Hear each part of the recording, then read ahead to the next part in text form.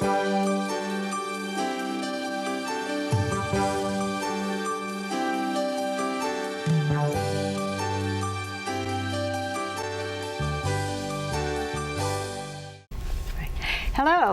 welcome to Caring Connections. I'm Salley Gibney. Do you know, caring is inside of each one of us. Did you know that scientists have actually proven that human beings are wired for caring? Well, today we're going to ask you, and each one of us, to just stop, take a deep breath, reach inside to that caring, and then share it. There seems to be a straight line between us these days. But the good news is a straight line can become a circle, and it can bring us all together. March 28th is the 11th worldwide I Matter, You Matter Day. Can you believe that? People around the world are going to be reminding each other that they matter. And we're asking you to join us with simple little acts of caring. It could be something just like a smile, a wave, a hi, a hello, a telephone call, a text, picking up a piece of trash, or letting somebody go ahead of you in the car. Anything like that, just simple little acts of caring. We're inviting you to do this, and we're hoping for 1 million acts of caring around the world between now and March 28th. Does that sound impossible? Well, it's not. Because you know what? A simple little wave can become a tsunami.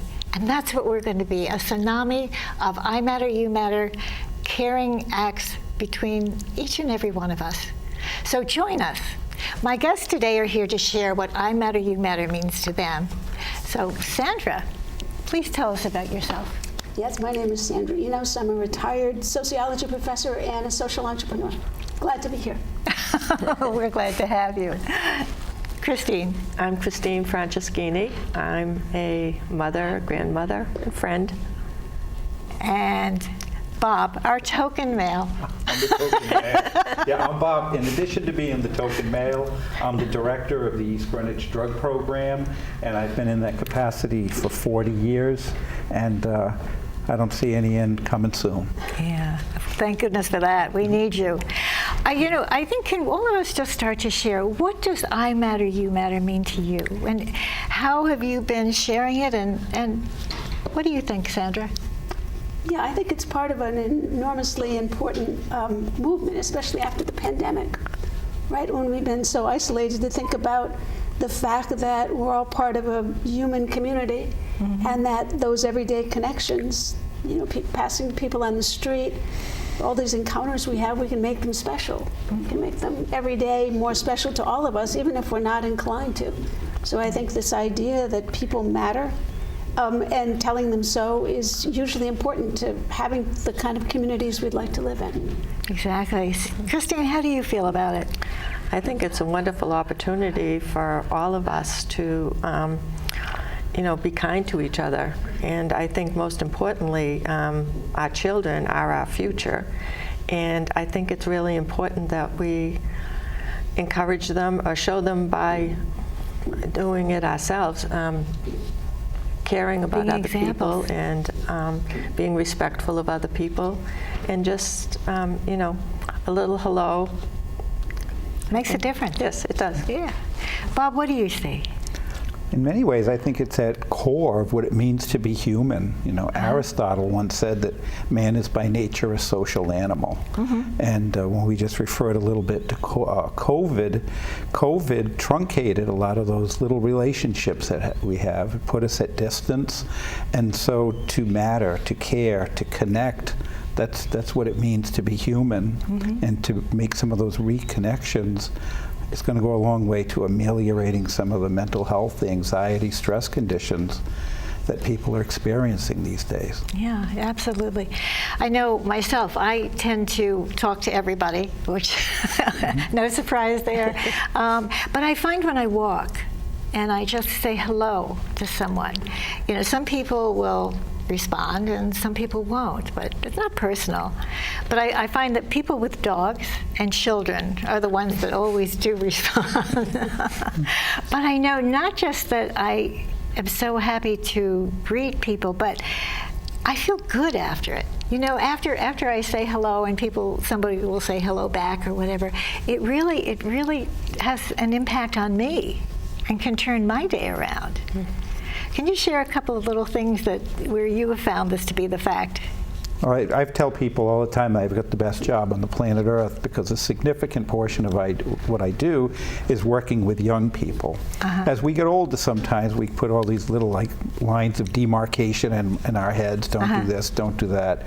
We worry a little bit about being right or saying the right thing. But sometimes young people, almost like the emperor's new clothes, will extol the truth. And so for me, that's a tremendous battery charger. So being around young people, the honesty, the enthusiasm, to see them reconnecting with the world, and there's not as much of it as there used to be, but be involved in free play, those little tiny things. And I think that one of the things that keeps me going in my career is the battery charger of being around young people. Unfortunately, sometimes we've created this elevator mentality. Ever been in the elevator and everybody's more interested in looking at the numbers or afraid to speak with each other?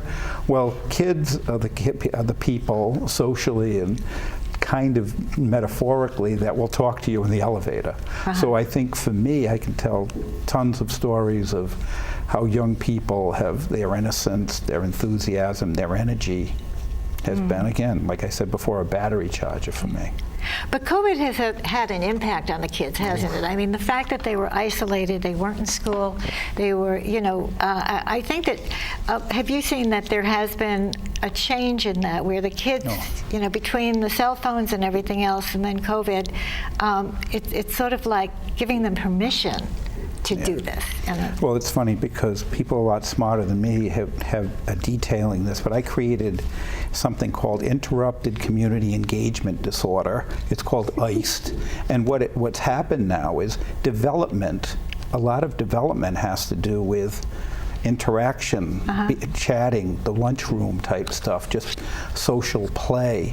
And when COVID came along and kids were eliminated, or once again had their after-school activities truncated, those little interactions, some of that social development was frozen.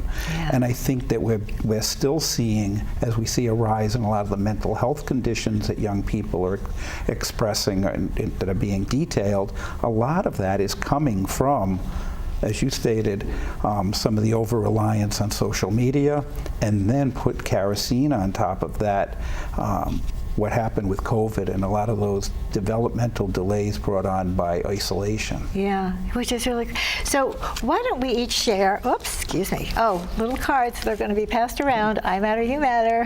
You see us handing them out. Please take one and share one with somebody else. But in the meantime, some of the instances that you've had where a simple little act of caring has really made a difference. Christine, when we were in Florida, what did you see? Yes, we were in Florida and we were having dinner, and Sally spoke with the server and explained this I Matter, You Matter campaign, and he was so excited. He was just he sat down next to Sally. I took a picture of the two of them. But he took these cards and he said that he would be happy to pass them out. And he did. He brought one over to his manager. He brought one over to one of his the other servers there. And they were just so excited. I mean, it was like, you just made their day. Yeah. And the manager came over and thanked Sally. And you. I mean, yes. It was the two of us. And yes, they were just really excited. It was like it just woke up the whole restaurant, and everyone was excited about this. I find it's just a nice feeling. Yeah, and it's sort of like people are looking for permission or a way to reach out to each other. You know, we all kind of hesitate. I know sometimes I'm concerned about what somebody's going to think, and why not? I mean, why not do it? Why not take that little risk and reach out and see what's going to happen? Sandra, what do you see? You are so wonderful and so creative with so many things that you do. And how do you see simple little acts of caring making a difference? Well, I love your terminology, iced. I think that's really brilliant. You know, and I think as well, I've been thinking a lot about two things. Once, as I'm a social entrepreneur, and just thinking when I had my business, it was all about, bringing products to people that told good stories about, what refugees were doing in our community and how to get women empowered. And that was the real key to that whole enterprise. People are so hungry for, good news, because I think in addition to the social media, I mean, you never see the headlines in the paper. These people really love each other. These are the daily acts of kindness that keep our community together. So I think you're right. We're hungry for good stories. We're hungry for connection. And I think the pandemic, changed people's worldview, because I think it's such an important thing. Do you see the world as a friendly, welcoming place? Or do you see it as a place where you've got to keep yourself guarded? Do children see the community as a bunch of strangers that they have to avoid? These dangerous adults, or they see adults as people who, can help them? And I think it's really interesting. Last week I was taking a beach walk and I found a set of keys right on the edge of the beach. And so I spent the next hour running up and down the beach asking people, are these your keys? Are these your keys? But what was so wonderful about it is every time I met somebody, they gave me a solution to what I should do. It's like, go right to the parking lot, press all the keys and see those that's lights. A great idea. I never would have thought of that. People, go here, bring them to the station, wait, make a note. Have you tried this person? So I finally found the person, whose keys they were, and she would have, I think, took me home and taken care of me for the rest of my life. One man said he took the keys, he put them in his pocket. He said, "Those are my wife's keys." He put them in his pocket, and then he came after me. He's like, "No, these are not my wife's." I was like, "Holy cow!" But I think it was so wonderful was not so much my act of concern, but everybody I talked to was willing to help. Yeah. Everybody was really interested, and they could all sympathize with that awful feeling. Can you imagine losing your keys? Oh, absolutely. What are we going to do? But because you were the one who did this, you were the one who wanted to find the person who lost the keys. So you're just you doing that. Think of all the interactions that happened because of what you did. So one simple little act of caring just was snowballed.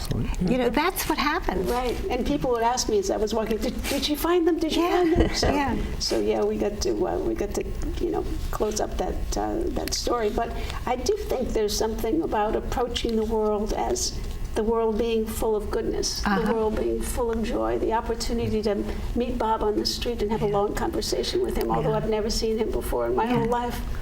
Just these opportunities to connect in surprising ways. Exactly. I think the fact that we're all human beings, we all care, we all have that circle, forming that circle, that's what we need. We have so much more in common than we have apart. And I think if we think about it from that point of view, and let's look at the things that make us the same, the things that bring us together, and then we can start taking care of the other stuff. But we have to start somewhere. And this little, I think, act of caring, or I matter, you matter, is a way to start. Bob, you see it all the time, don't you? Well, something, as we were just discussing this, there's a young man named Kevin who shows up on our teen center every Friday night. And Kevin had some challenges in his life. He moved in from another community and some significant challenges. And I don't know if you can remember the movie Willy Wonka and the Chocolate Factory. Yeah. And at the end, when Charlie comes in with the everlasting gobstopper, and Kevin gave me an everlasting gobstopper the other night, because here's a kid who's had some, like I said, a myriad of challenges, and everywhere out of nowhere, and this kid's not a millionaire, we have pizza on the night, so we'll make sure the kids have a snack. And one time I'm getting ready to pay for it, and Kevin just picked it up out of the goodness of his own heart. And this was a pretty hefty sum, and he just did it for no other reason. And when I said, Kevin, you can't blow all this money. He said, this program's meant so much to me, I just want to give something back. Wow. And that came out of nowhere, and Kevin does things like that. Yeah. And all I could think about was the everlasting gobstopper. And I think something that I've experienced recently is allowing people to give. You know, being able to accept. I think some of us want to be the ones who are giving and doing, and I was at a shop, and there's a lovely, lovely girl there who's always just so sweet and wonderful, and we were talking, and she had been to Vermont, and she said, "Oh, I just love Vermont, and they, you know, they have so many wonderful things there." And of course, Vermont is in my heart. And I said to her, "Oh, there's a wonderful chocolate store there, and they have the best chocolate in the whole wide world. Their sauce." And she said, "Oh, that sounds wonderful. The next time I go, I'm going to go there and get some." So I had gotten some bottles, little jars of it, and I came back and I gave her one of the jars, and they said, "I want you to have this because you taste this. It's the best chocolate you'll ever have in your whole life." So she went and got some money and wanted to give me some money to pay for it. And she said, "You just can't do that." And I said, "No, I can." I said, "Please let me do it." Because sometimes it's hard to let people give, but it's as important to receive as it is to give. You know, and so for Kevin, he wanted to give. That was his way of doing it, you know, which was really, really important.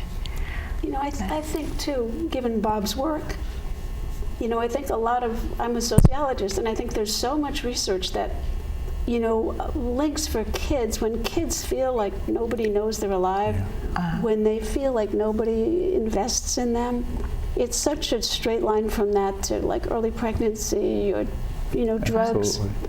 So I think, you know, giving those young people that recognition, you matter. You know, we're investing our time, and we know you have dreams, and then giving them the opportunities, as you were saying, to not test them a little bit, but give them a little bit of challenge, so they begin to develop a self-concept, which is like, oh yeah, I can be relied on. I'm a person that has some discipline. I've got some talent, and then they feel that they matter. Well, how do I put this? I think another part of mattering is understanding that other people are depending on you, right? That other part of mattering. I matter to other people, not just because I'm alive, but because I have things to contribute to the community. And I think that's got to be key in youth development. And when you stop and think about it, with the advent, not so much the advent, but the over-reliance on technology, then you add in COVID. In some ways, look at the research that's been done to individuals who are placed in prison, individuals who are put in solitary confinement. And again, I don't want to say that this is the same exact condition, but isolation, not feeling that you're contributing, just feeling that you're going through a series of perfunctory exercises. That you know, you don't feel like you're part of a society, a team, or belonging. You know, Joseph Wooten, who's a good friend of mine, he's the keyboard guy for the Steve Miller Band. He is so cool. You're cool. He is cool. But he, when he's on tour, he stops at shelters, you know, at homeless shelters, and talks to people. And he's a really neat guy. But we were talking about it because we did an event for the homeless in Vermont, and he said to me that, he said, you know, the thing is, when someone had shared with him, the most difficult thing about being homeless, of course it's horrible being homeless, but it's being invisible. The fact that people will walk right by you and not even acknowledge you. They won't even notice that you're there. And he said that they said that this was the most difficult part of it all, being invisible. And I think doesn't even, not just homeless people, but that's happening to people all over, where they're feeling invisible. And I think just a simple little acknowledgement, an act of caring, can certainly turn their day around a little bit. That's true. Like I would define loneliness as not necessarily not having people around you, but thinking that you don't matter, that you don't matter to anyone, and that's what loneliness is to me. And I think that there's so many people out there that are lonely and need to know that they matter. Simple like hellos and smiling at people. I know during COVID I found that you go into the grocery store and everyone had their masks on and nobody was even looking at each other. They turned their heads away. But now, you know, that things are hopefully getting better, people are still walking around like, you know, not really looking at other people and connecting like we should be. But just saying a hello or giving someone a smile, when they smile back at you, it makes you feel just as good as you've made them feel. It really does have an impact. And I see you doing that all the time. It's true. There's so many. Does anyone have any little stories about little acts of caring that have made a big difference? Yeah, again, I see it all the time. Today, at East Greenwich High School, I was at an event. East Greenwich has a really good reputation for some of the unified sports that's involved with, and these are kids with disabilities being matched up with other kids from the schools. And today, they had a tournament. They had a volleyball game and they had a basketball game. The number of teachers and students involved who wanted to participate in this, belong in this, the sense of esprit de corps that brought to the community, and to have the kids run through this gauntlet of cheerleaders and pump them up and all of this stuff. But so many people from the school community came together to do that. It was phenomenal. And little ones about, making sure that you had made sure everybody had a shot or everybody was participating. I must have seen 2,000 acts, and they were tiny little things that were very, very subtle. And all of those little tiny acts turned into a wonderful event. Yeah, well, that's just it. These simple little things are the things that, like the little wave that becomes the tsunami. Yeah. I think we don't realize the importance of all that, but it's so huge.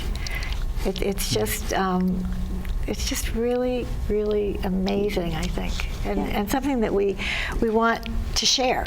Absolutely. Absolutely. It's really so neat. I live in a seaside community, and we have a lot of out of time guests.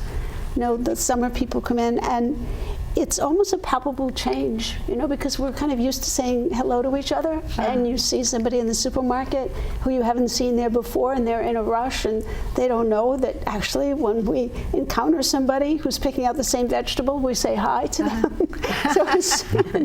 So you're smiling at these people and sort of welcoming them, and you just begin to feel like a different sort of emotional tone. It's not the same as before, and I think it's so interesting to keep on top of that. What makes me feel welcome here, and how do I make other people feel welcome in my community? I think it's so important. It absolutely, and you notice sometimes, when you share or just even talk to someone in the grocery store, the people behind the counter, and I'll share the little cards or a coin, and people will say, "You don't know how much I needed that today." You just made my day, and it was just a simple smile or a hello or a card. And I was coming out of getting my COVID shot, and up in Providence, and there was construction going on, so the parking was all discombobulated, and I came out the back door, and I didn't know where I was. I didn't know where my car was. Not that happens all the time, but anyway. And there was a police car parked on the other side of the street, and so I went over to the car, and I said to the policeman, I said, "Hi, my name is Sally." I always tell people my name, and I said, "I'm lost." I said, "I have no clue where I parked my car." And he said, "Well, with this construction, nobody knows where their car is parked." So he was telling me, and I said, "Thank you so much," and I gave him a coin. And this young man looked at the coin, he turned it over, he read it, he filled up with tears, and he said to me, "You don't know how much I needed that today." Now, it just hits home. So many of us at any given time really, really need a simple act of caring, someone just to show us that we matter. And I just am so grateful for you three to be here today so that we could share this. And I see that our time is coming down, so if each of us could just share our final thoughts. Sandra? I was just thinking that you're kind of the Energizer Mattering Bunny. No. Yes. No, please, no. No, and I don't know how. It's the message. It is the message, but it's a message that you've been curating and passing and allowing us all to, be involved. So I really appreciate it. And I think for me, as I think about the Mattering Day, Worldwide Mattering Day, I'm just thinking about presenting myself with challenges, to sort of, I say hi to people, but thinking about like how do I up my game and involve other people who haven't been bitten by the bug yet. Right? So I'm trying to be creative about that. You're like a little bug. Exactly, a little bug. Exactly. But you touch so many people with all of your creativity and your love, and we have to do another show on that another day. There's so much there. Yeah, Christine, you are the most incredible friend and mother and grandmother, and share with us your final thoughts. Oh, I just am amazed at how happy you can be when you're making other people happy. It's just so rewarding, just to, be walking down the street and smile at someone or say hello, and to see them come back. It makes me happy when I'm not happy, just to share it. And it's so important that we care about each other. Yeah. Bob? I think the simple things are such an essential part of mental health. Like in my world, again, I deal with people who are significantly challenged with a variety of mental health conditions, and there's a tendency to over-clinify people. And I'm not minimizing help, I'm not minimizing psychotherapy, but to augment that, the cultures and the atmospheres that we create, how we care for others, how we belong for each other, how we end up feeling that we're making a contribution.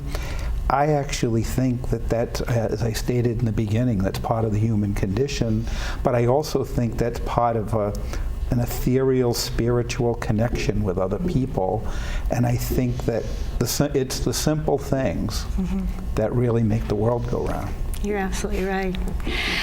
This has been so neat. I am so glad that we were able to come together and to share the I Matter, You Matter message, and there's so much to it. Just a simple little couple of words that can make such a difference. We hope that all of you have enjoyed the show as much as we have, and we hope that you will share these little acts of caring, little smile, waves, highs, whatever, and help us come to 1 million acts of caring around the world by March 28th. But if you see us coming and you see these little cards, please take them and share them with everyone, and share the message on Facebook, Instagram, whatever. And please just remember that you matter, because caring is contagious. Thanks for joining us, and we'll hope to see you next time. Bye-bye.